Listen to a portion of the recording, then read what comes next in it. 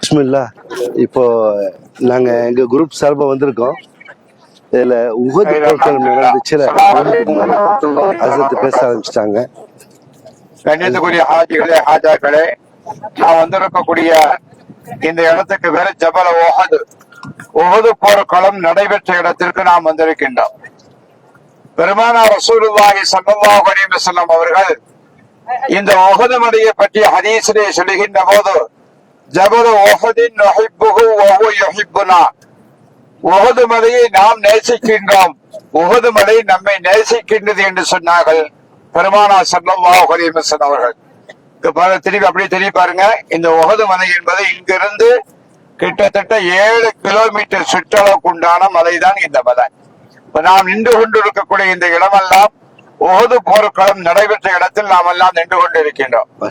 எனவே பெருமானார் ஸல்லல்லாஹு அலைஹி வஸல்லம் அவர்கள் சொன்னார்கள், ஜபல உஹது, உஹது மலையை நாம் நேசிக்கின்றோம், உஹது மலை நம்மை நேசிக்கின்றது என்று சொன்னார்கள்.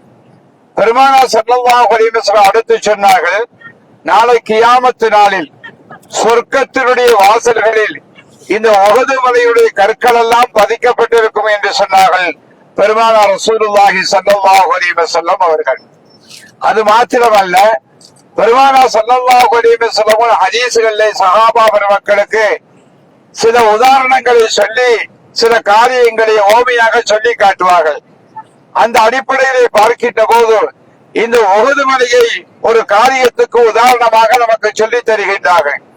பெருமானார் ஸல்லல்லாஹு அலைஹி வஸல்லம் சொன்னார்கள், யார் ஒரு முஸ்லிமான ஜனாசாவிலே கலந்து கொண்டு அவருடைய தொழுகையிலே கலந்து கொண்டு அடக்கஸ்தலம் வரைக்கும் சென்று யார் திரும்பி வருகின்றார்களோ அவர்களுக்கு அல்லாஹ் தஆலா 2 கீராத்தினுடைய நன்மையை கொடுப்பதாக பெருமானார் சொன்னார்கள். காலு சஹாபா, சஹாபா பெருமக்கள் கேட்டார்கள், நாயகமே 2 கீராத்தி என்றால் என்ன என்று கேட்டார்கள். பெருமானார் ஸல்லல்லாஹு அலைஹி வஸல்லம் சொன்னார்கள், இந்த உஹது மலையினுடைய 2 மடங்கு அளவுக்குண்டான நன்மை என்று சொன்னார்கள் பெருமானார் ஸல்லல்லாஹு அலைஹி வஸல்லம் அவர்கள். எனவே நாம் ஒரு முஸ்லிமான ஜனாசாவிலே கலந்து கொள்கின்ற போது, அனைத்து காரியங்களிலும் கலந்து கொள்கின்ற போது அல்லாஹ் தஆலா அளப்பரிய நன்மையை தருவதாக பெருமானார் இந்த உஹது மலையை உதாரணமாக நமக்கு சொல்லித் தருகின்றார்கள். பெருமானார் ரசூலுல்லாஹி ஸல்லல்லாஹு அலைஹி வஸல்லம் அவர்கள் கடுமையான வறுமையிலே கஷ்டத்திலே இருக்கக்கூடிய காலத்திலே சையதுனா ஜிப்ராயில் அலைஹிஸ்ஸலாத்து வஸ்ஸலாம் அவர்கள் தோன்றி, நாயகமே நீங்கள் ஆணையிடுங்கள், இந்த உஹது மலையை உங்களுக்கு நான் தங்கமாக்கி தருகின்றேன் என்று சொன்னார்கள். பெருமானார் ரசூலுல்லாஹி ஸல்லல்லாஹு அலைஹி வஸல்லம் சொன்னார்கள், ஜிப்ராயிலே, நான் இந்த உலகத்திலே வாழ்கின்ற போது அல்லாஹும்ம அஹ்யினி மிஸ்கீனா, நான் ஒரு ஏழையாக வாழ விரும்புகின்றேன், ஏழையாகவே மூத்தாக விரும்புகின்றேன், ஏழைகளுடனே சொர்க்கத்தில் எழுப்பப்படுவதை நான் விரும்புகின்றேன் என்று சொன்னார்கள் பெருமானார் ரசூலுல்லாஹி ஸல்லல்லாஹு அலைஹி வஸல்லம் அவர்கள். அப்படிப்பட்ட மலைதான் இந்த உஹது மலை. இந்த உஹது மலையுடைய அடிவாரத்திலே தான் மிகப்பெரிய போர்க்களம் நடைபெற்றது. பத்ர் போர்க்களத்திலே இஸ்லாத்திற்கு அல்லாஹ் சுப்ஹானஹு வ தஆலா சஹாபா பெருமக்கள் முதலாக சந்தித்த போர்க்களம் பத்ர் போர்க்களம். பத்ர் போர்க்களத்திலே அல்லாஹ் தஆலா மகத்தான வெற்றியை கொடுத்தார். இந்த பத்ர் போர்க்களத்திலே அல்லாஹ் தஆலா வெற்றியை கொடுத்த காரணத்தினாலே 2வது ஒரு போரை குறைஷி குஃபார்கள் தொடுத்தார்கள். அந்த போர் தான் இந்த உஹது போர்க்களம். பெருமானார் ரசூலுல்லாஹி ஸல்லல்லாஹு அலைஹி வஸல்லம் அவர்கள் இந்த உஹது போர்க்களத்திலே சந்திக்கின்ற போது சொற்பமான சஹாபா பெருமக்களோடு எதிரிகளை மிகப்பெரிய படையை சந்தித்தார்கள். ஒரு 70 சஹாபா பெருமக்களை இந்த சின்ன மலை குன்றிலே பெருமானார் ஸல்லல்லாஹு அலைஹி வஸல்லம் நிப்பாட்டி வைத்தார்கள். தோழர்களே, நாங்கள் வெற்றி அடைந்தாலும் தோல்வி அடைந்தாலும் நீங்க கீழே வரக்கூடாதுன்னு சொன்னாங்க. பெருமானார் ஸல்லல்லாஹு அலைஹி வஸல்லம் சஹாபா பெருமக்களும் போர்க்களத்திலே மிக கடுமையாக போராடி வெற்றியை நோக்கி போய்க் கொண்டிருக்கக்கூடிய வேளையிலேதான் மேலே நின்ற சஹாபா பெருமக்கள், நமக்கு வெற்றி கிடைத்து விட்டது, ஆகையினால் நம்ம கீழே இறங்கலாம் என்று சொன்னார்கள். பல சஹாபா பெருமக்கள் சொன்னார்கள், தோழர்களை, பெருமானார் சொல்லியிருக்கின்றார்கள், வெற்றி அடைந்தாலும் தோல்வி அடைந்தாலும் கீழே போகக்கூடாது என்று சொல்லியிருக்கின்றார்கள் என்று சொல்லியும் கூட அவர்களுக்கு மத்தியில் ஏற்பட்ட குழப்பத்தின் காரணமாக மேலே நின்ற பாதுகாப்புக்கு நின்ற சஹாபிகள் கீழே வந்தார்கள். விரண்டோடி போன எதிரிகள் மீண்டும் உள்ளே வந்து தாக்க ஆரம்பித்தார்கள். அப்படி தாக்குகின்ற போதுதான் சஹாபா பெருமக்கள் பல சஹாபா பெருமக்களை பெருமானார் ஸல்லல்லாஹு அலைஹி வஸல்லம் இழந்தார்கள். 70க்கும் மேற்பட்ட சஹாபா பெருமக்கள் இந்த உஹது போர்க்களத்திலே ஷஹீதாக்கப்பட்டார்கள். குறிப்பாக பெருமானாருடைய அருமையான சிறிய தந்தை ஹஜ்ரத் ஹம்ஸா ரலியல்லாஹு தஆலா அவர்கள் இந்த போர்க்களத்திலே மிக தீவிரமாக போராடி கொண்டிருக்கக்கூடிய வேளைகளை தான் பத்ர் போர்க்களத்திலே நடந்த ஒரு பழிக்கு பழி வாங்க வேண்டும் என்பதற்கு ஹிந்தா என்ற பெண்மணி வஹ்ஷி என்பவருக்கு ஆயுத பயிற்சி கொடுத்து இந்த போர்க்களத்திலே ஹஜ்ரத் ஹம்ஸா ரலியல்லாஹு தஆலா அவர்கள் மிக தீவிரமாக போராடி கொண்டிருக்கக்கூடிய வேளையிலே பின்னாடி போய் ஈட்டியை கொண்டு போய் குத்துகின்றார். ஹஜ்ரத் ஹம்ஸா ரலியல்லாஹு தஆலா அவர்கள் கீழே சரிந்து விழுகின்றார்கள். பல துண்டுகளாக வெட்டப்பட்டார்கள். ஹஜ்ரத் ஹம்ஸா ரலியல்லாஹு தஆலா அவர்கள் சஹாபா பெருமக்கள் எல்லாம் மிகப்பெரிய துக்கத்திலே ஆழ்ந்திருந்தார்கள். ஹிந்தா என்ற பெண்மணி தன்னுடைய வெறியை தீர்த்துக் கொள்வதற்காக வேண்டி ஓடோடி வந்து ஹஜ்ரத் ஹம்ஸா ரலியல்லாஹு நெஞ்சை பிளந்து அவருடைய ஈரலை எடுத்து கடித்து மென்று துப்பினார்கள் என்று கோரமான நிகழ்ச்சி வருகின்றது. அந்த நிகழ்ச்சி நடைபெற்ற இடம் இந்த போர்க்களம் தான்.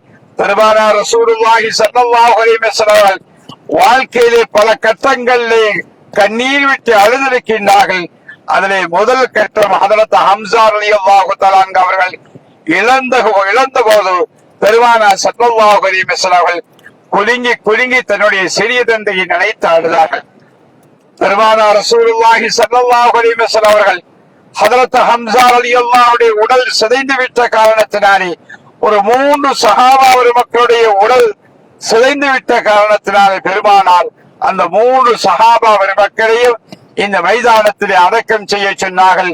பாக்கி இருக்கக்கூடிய 70 சஹாபா பெருமக்களை மஸ்ஜித் நபவிக்கு பக்கத்திலே இருக்கக்கூடிய ஜன்னத்துல் பக்கீலே அடக்கம் செய்யப்பட்டார்கள். இப்படி இந்த உஹது போர்க்களம் வெற்றியும் தோல்வியும் இல்லாமல் முடிந்தது. பெருமானார் ரசூலுல்லாஹி ஸல்லல்லாஹு அலைஹி வஸல்லம் சரியாக 1 ஆண்டுகளுக்கு பின்னாடி எந்த ஹம்ஸாவை குத்தி கொலை செய்தாரோ அந்த வஹ்ஷி வருகின்றார். எந்த ஹம்ஸா ரலியல்லாஹுடைய ஈரலை கடித்து மென்று துப்பினார்களோ ஹிந்தா வருகின்றார்கள். பெருமானார் ரசூலுல்லாஹி ஸல்லல்லாஹு அலைஹி வஸல்லம் மஸ்ஜித் நபவியில் அமர்ந்திருக்கின்ற போது இருவர்களும் வந்து, நாயகமே, உங்களுடைய சிறிய தந்தையை கொலை செய்த நான் வஹ்ஷி வந்திருக்கின்றேன். உங்களுடைய சிறிய தந்தையுடைய ஈரலை கடித்து மென்று துப்பிய ஹிந்தா வந்திருக்கின்றேன். நாங்கள் செய்திருக்கக்கூடிய காரியம் சாதாரணமான காரியம் அல்ல, மிகப்பெரிய கொடுமையான காரியத்தை செய்துவிட்டோம். நாயகமே, எங்களுக்கு மன்னிப்பு உண்டுவா என்று கேட்டார்கள். பெருமானார் ரசூலுல்லாஹி ஸல்லல்லாஹு அலைஹி வஸல்லம் நிமிர்ந்து பார்க்கின்றார்கள். இருவர்களையும் பார்த்து மீண்டும் பெருமானார் ஹஜ்ரத் ஹம்ஸா ரலியல்லாஹு நினைத்து குலுங்கி குலுங்கி அழுதார்கள். பெருமானார் ரசூலுல்லாஹி ஸல்லல்லாஹு அலைஹி வஸல்லம் அவர்களை பற்றி அல்லாஹ் தஆலா குர்ஆனிலே சொல்கின்ற போது, இன்னக ரഊஃபுர் ரஹீம், நாயகமே, நீங்கள் மன்னிக்க கூடியவர்கள், மன்னிப்பையே விரும்பக்கூடியவர்கள். வஇன்னக லஅலா குலுகின் அலீம், மகத்தான குணத்தை உடையவர்கள். பெருமானார் ரசூலுல்லாஹி ஸல்லல்லாஹு அலைஹி வஸல்லம் எவ்வளவு கொடுமையான காரியத்தை செய்திருந்தாலும் பெருமானார் ஸல்லல்லாஹு அலைஹி வஸல்லம் ஹிந்தாவையும் மன்னித்தார்கள், வஹ்ஷியையும் மன்னித்தார்கள். இருவர்கள் இஸ்லாத்திற்கு வந்து சஹாபியாக மாறினார்கள். அதற்கு பின்னாடி பெருமானார் ஒரே ஒரு வேண்டுகோள் வைத்தார்கள், ஹிந்தாலோ அவர்களே, வஹ்ஷி அவர்களே, நீங்கள் இஸ்லாத்திற்கு வந்து விட்டீர்கள், நான் ஒரே ஒரு வேண்டுகோள் வைக்கின்றேன். நீங்கள் சில காலங்கள் வெளியூருக்கு சென்று நீங்கள் வாழ வேண்டும். காரணம், உங்களை பார்க்கின்ற போதெல்லாம் என்னுடைய சிறிய தந்தை ஞாபகம் வரும். ஆகையினாலே நீங்கள் கொஞ்ச காலத்திற்கு வெளியூர் சென்று வாழ வேண்டும் என்று சொன்னார்கள். பெருமானார் ஸல்லல்லாஹு அலைஹி வஸல்லம் சொன்னதின் பிரகாரம், நாயகமே, எங்களுக்கு எப்போது இஸ்லாத்திலே இடம் வந்து விட்டதோ நீங்கள் என்ன சொன்னீர்களோ அதை செய்வதற்கு நாங்கள் தயாராக இருக்கின்றோம் என்று சொல்லி இருவர்களும் கொஞ்ச காலத்திற்கு வெளியூர் சென்று வாழ்ந்தார்கள் என்பது வரலாறு. இப்படி பெருமானார் ஸல்லல்லாஹு அலைஹி வஸல்லம் அவர்களும் சஹாபா பெருமக்களும் தியாகம் செய்த புனிதமான இந்த உஹது போர்க்களத்திற்கு நடைபெற்ற இடத்திற்கு நாம் வந்திருக்கின்றோம். அல்லாஹ் சுப்ஹானஹு வ தஆலா நம்முடைய ஜியாரத்தை கபூல் செய்வானாக.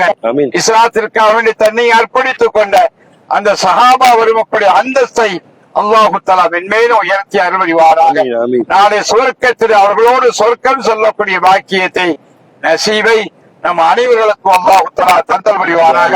அஸ்ஸலாமு அலைக்கும் வரஹ்மத்துல்லாஹி தஆலா வபரகாத்துஹு. இது எங்களுடைய நேர போய் அவங்களுடைய ஜியாரத்தை போய் நம்ம இன்ஷா அல்லாஹ் சலாம் சொல்லிட்டு ஜியாரத் செஞ்சு வந்துருவோம் இன்ஷா அல்லாஹ். வாங்க. இன்ஷா அல்லாஹ். இதுல முக்கிய சரித்திரம் இத ஃபுல்லா பார்த்த சகோதரர்கள் கேட்டிருப்பீங்க. அதனுடைய தொடர்ல என்னடாக்கா, இந்த உஹது போர் நடந்துச்சுல, ஃபர்ஸ்ட் பத்ர் போர், ரசூலுல்லாஹ் ஹிஜ்ரத் மக்கா விட்டு வந்தோடனே 2வது வருஷமே அவங்க முஸ்லிம்களை அழிக்கிறதுக்காக வந்தாங்க. அதுல வெற்றி கிடைச்சிச்சு. மலக்குகளை அல்லாஹ் இறக்கி காப்பாத்திட்டான். இது உஹது போர், அது சில காலத்துல திருப்பி தொடர்ந்துருச்சு. அந்த டயத்துல என்னக்கா ரசூலுல்லாஹ் கட்டளையிட்டாங்க, இந்த சின்ன மலை, இந்த சைடு மலை தான் ஹஜ்ரத் காட்டினாங்க. இந்த மலையிலேயே நில்லுங்க, நீங்க இறங்கிடாதீங்க, நாங்க ஜெயிச்சாலும் தோத்தாலும் நாங்க வருவோம், நீங்க இறங்கிடாதீங்கன்னு கேட்கும்போது அது அவங்களுக்குள்ள சஹாபாக்களுக்குள்ள மிஸ் அண்டர்ஸ்டாண்டிங், குழப்பங்கள் ஏற்பட்டு அவங்க இறங்கிட்டாங்க. இறங்கணுன்னு திருப்பி அங்க பக்கத்து குறைஷிகள் வந்து திருப்பி வந்து அடிச்சிட்டாங்க. அட்டாக் பண்ணதுல எல்லாமே நிறைய பேர் இறந்துட்டாங்க. 70க்கு மேற்பட்ட சஹாபிகள், ரசூலுல்லாஹ்வுடைய ஃபாலோ பண்ணிய தோழர்கள் இறந்துட்டாங்க. அதுல குறிப்பா சொல்லக்கூடியது ரசூலுல்லாஹ்வுடைய சினத்த ஹம்சா ரலியல்லாஹு தஆலா. பத்ர் யுத்தத்துல அவங்க நல்ல வேகமான முறையில போராடினாங்க. அவர் நல்ல திறமையான ராணுவ வீரர் அப்படின்னு தெரியும். அதனால அவருடைய ஒரு ஹிந்தாங்கிற பொம்பளை அவங்களும் இஸ்லாத்துக்கு வந்துட்டாங்க. அவங்களுடைய புருஷன் பத்ர் யுத்தத்துல இறந்துட்டாங்க, போர்ல இறந்து போயிட்டாங்க. அந்த பழி வாங்கணும்னு சொல்லிட்டு ஹம்சா ரலியல்லாஹு தஆலா பின்னாடி இருந்து குத்திட்டு அவங்க பல துண்டா வெட்டிவிட்டாங்க. அவங்களுடைய குரூப் வெட்டிட்டாங்க. வெட்டினோடனே ஹிந்தாக்கு இன்னும் ஆத்திரம் அடங்காம என்ன செஞ்சாங்க, ஹிந்தா ஹம்சா ரலியல்லாஹு தஆலா ஈர கொலையை புடுங்கி உடம்பு அறுத்து அதுல இருந்து புடுங்கி அவங்க கடிச்சு துப்பிட்டாங்க. அவ்வளவு பெரிய பாவம் பண்ணிட்டாங்க. பண்ணோன்னு ஹம்சா ரலியல்லாஹு தஆலா பார்த்து நினைச்சு ரசூலுல்லாஹ் தேம்பி எழுதிருக்காங்க காலத்துக்கும். ஓகே, நான் போய் பாடுவேன் சார். பார்க்கக்கூடிய சாதகங்கள் தெரிஞ்சுங்க. பாக்கி சரித்திரம் ஹஜ்ரத் சொன்னதுதான். எந்த இடத்த ஜியாரத் பண்றதுக்காக போறோம். மக்கள் கூட்டம் ஒவ்வொரு மொழியா அவங்க டிரான்ஸ்லேஷன் பண்ணாங்க. பாருங்க, இஸ்லாத்துக்காக எவ்வளவு தியாகம் பண்ணாங்க. நம்மளாம் நேம் வந்துச்சு, அல்லா கொடுத்துட்டான். அல்லா போய் பண்ணுவோம். அல்லா பெரிய மிகப்பெரியவன். இந்த அல்லாஹ்வின் சிங்கம் என்று சொல்லக்கூடிய சஹாபி என்ன செய்யறாங்க?